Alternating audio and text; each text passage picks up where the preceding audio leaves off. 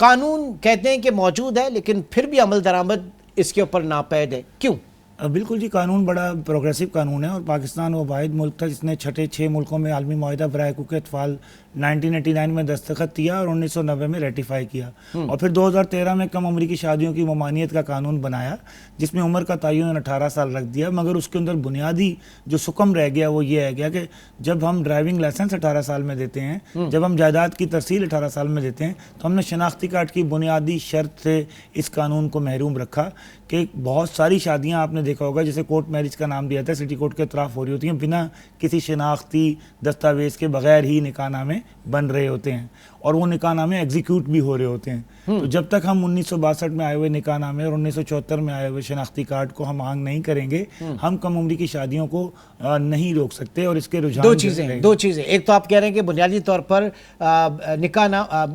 نامے کے وقت میں جو ہے شناختی کارڈ لازمی ہو یا بے فارم وغیرہ، جس سے اس کی ایج آئیڈینٹیفائی ہو، لیکن ذرا نادرا کے آفس کے باہر جا کے دیکھیں نا، کتنے لوگ ایسے ہیں جن کے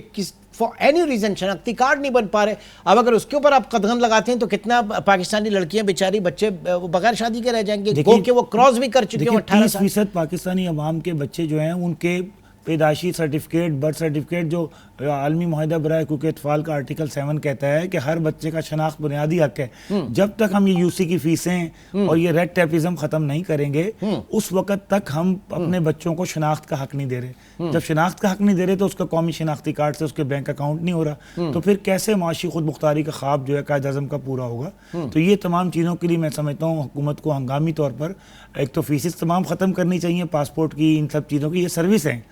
ان کی ختم کریں تاکہ عوام کو، اور نادرا کو جس طرح کمرشل ادارہ بنا دیا کہ اس کو سوشل ادارہ بنائیں۔ ٹھیک ہے، وزارت کے ریونیو کے لیے اور یہ ساری چیزیں اس میں ہوتی ہیں نا۔ ایک چیز اور کہ میں نے کہیں پڑھا تھا کہ جناب وہ نکاح جو ہے اس میں مسئلہ نہیں ہے، لیکن شادی رخصتی میں مسئلہ ہے، وہ 18 سال سے اوپر ہونی چاہیے، نکاح ہو سکتا ہے، اس کی کیا لاجک ہے؟ یہ وہ چیزیں ہیں جو جاگیردارانہ نظام، جو اسمبلیوں میں بیٹھے ہوئے جاگیردار جب قانون بناتا ہے تو وہ اپنی سہولت کے لیے ہر قانون کے اندر ایک گھر رکھ لیتا ہے۔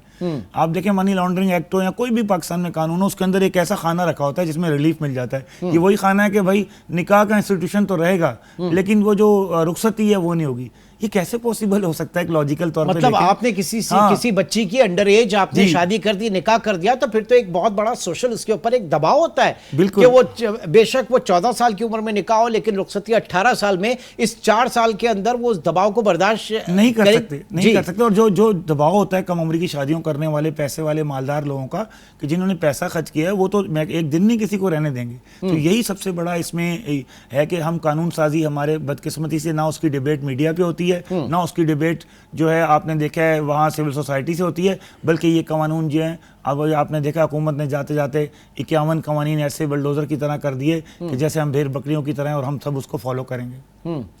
یہ کوئی اس میں قانون سازی، پالیسی سازی نہ صوبائی سطح پر نہ فیڈرل سطح پہ ان دونوں جی بات ہوئی ہے، ڈیبیٹ ہوئی ہے، کبھی کبھی بات ہوتی ہے ان چیزوں پہ، اور میں سمجھتا ہوں کیونکہ بچوں کے ووٹ نہیں ہوتے اس لیے بچوں کے معاملات کو پاکستان میں نہیں، ہم اس کو اس طرح سے لیں کہ بچوں کی شناخت نہیں ہے، شناخت سے محروم بچے، یہ کہے نا، جیسے ہم جو ٹیکس ادا نہ کرتے ہیں، جو ٹیکس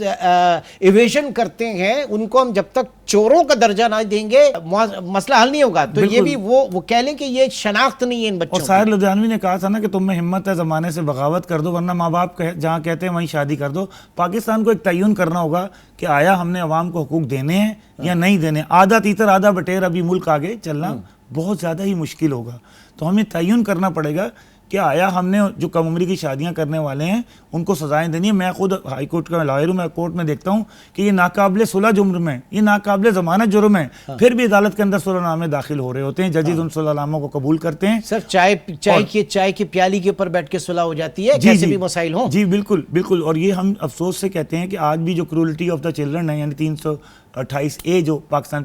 پینل کوڈ کا ہے، وہ قابل صلح ہے کہ مارو پیٹو ظلم کرو بچوں کو، صلح کر لو بیٹھ کے۔ تو یہ ہمیں تبدیلی لانی پڑے گی تاکہ ہمارے بچوں کی کھیلنے کودنے کی جو عمر ہے، ہمارے بچوں کی تعلیم کی عمر ہے، آج 3 کروڑ بچہ جو اسکولوں سے باہر کیوں ہیں؟ کیونکہ اس میں جو آپ کی 62 فیمیل ہیں وہ تو ان کی شادیاں ہی آپ جلدی کر دیتے ہیں، تو پھر وہ پڑھیں گی کیسے؟ اور جب پڑھیں گی نہیں تو ملک آگے ترقی کس طرح کرے گا؟ تو یہی وجہ ہے کہ آج آپ دیکھ لیں ہنگامی بنیاد پہ کیا ہونا چاہیے۔ میں سمجھتا ہوں ہنگامی بنیادوں پہ قومی بچوں کے تحفظ کی نیشنل لیول پہ بھی پالیسی بننی چاہیے اور صوبائی سطح پر بھی. جبکہ دو کہ پاکستان آلریڈی سگنیٹری ہے انٹرنیشنل لاز کے سگنیٹری ہے, لیکن یہاں پہ نہیں ہو پا رہا. نہ تو قومی سطح پر چائلڈ پروٹیکشن پالیسی بنائی ہے, نہ تو صوبائی سطح پر, نہ تو قومی سطح پر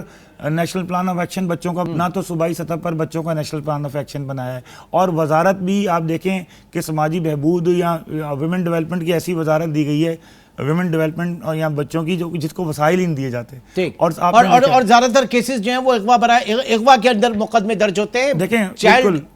اور جتنی بھی کم عمری کی شادیاں ہو رہی ہیں اس میں ہمارے پاس سیکشن کی کمی کی وجہ سے مسنگ بچیوں کی آپ نے دیکھا 365 کی FIR کٹتی ہے اور گولیاں چل جاتی ہیں عدالت کے اندر.